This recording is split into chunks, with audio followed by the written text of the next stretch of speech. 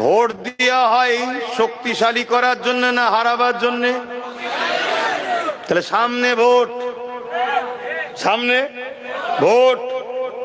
ওয়াকাফের দুশ্মনকে vote দেবেন, মসজিদ মাদ্রাসার দুশ্মনকে ভোট দেবেন, কবরস্থানের দুশ্মনকে ভোট দেবেন।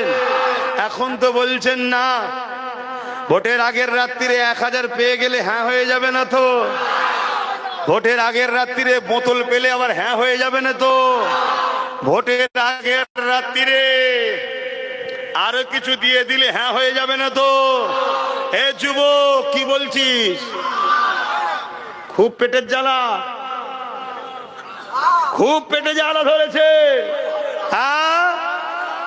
হ্যাঁ হয়ে যাবে।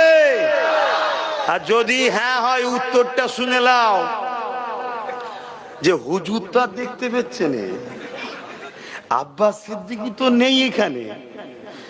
আব্বাস সিদ্দিকীকে খুশি করে কোনো লাভ নাই, আব্বাস সিদ্দিকীকে দেখিও কোনো লাভ নাই। ভোট দিতে যাবেন, একটা বাক্স দিয়ে ঘেরা, আর বিচখানে একটা মেশিন রাখা আছে, ওখানে আব্বাস সিদ্দিকী নেই, কিন্তু ওখানে আল্লাহ দেখছে না দেখেনি। সুইচটা যখন ওয়াকাফের দুশ্মনকে দেবেন, রাসূলুল্লাহর হাদিস, জালিমকে সাথ দিলে ইসলাম থেকে বেরিয়ে যাবে। কথা বুঝে আসছে? আমার চাকরি নিয়েছে, আমার জমি নিয়েছে, আমার গাড়ি নিয়েছে, আমার বাড়ি নিয়েছে, আমার পদ নিয়েছে, আমার ইজ্জত নিয়েছে, আমার ভাইয়ের খুন নিয়েছে। ৭৯ বছর ধরে এই বাংলায় এটাই হচ্ছে, ইপার আর উপার, ইপার আর উপার সবাই মিলে আমাদেরকে লুটেছে। এরপরও আমরা একে অপরকে মেনে নিয়েছি। কিন্তু কেউ যদি আমার মসজিদ নিতে চায়, আমার মাদ্রাসা নিতে চায়, আমার কবরস্থান ঈদগাহকে নিতে চায়, কেউ যদি আমার পবিত্র কোরআনকে বলে মিটে যাবে, ইমানদার কখনো তাকে মেনে নিতে পারে না, পারে না, পারে না। ঠিক না বেঠে?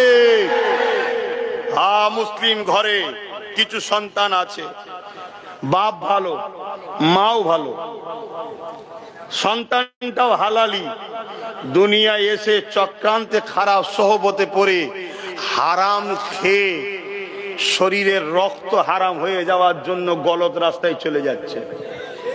শুনছেন না শোনেন? বাপকে বাঁচাতে গিয়ে, মাকে বাঁচাতে গিয়ে ইসলাম মিটাতে পারবো না, ভাই তো অনেক দূরের কথা। বাপকে বাঁচাতে গিয়ে, মাকে বাঁচাতে গিয়ে ইসলাম মিটাতে পারবো না, মুফতি মৌলানা ইমাম তো অনেক দূরের কথা। শুনছেন তো নাকি?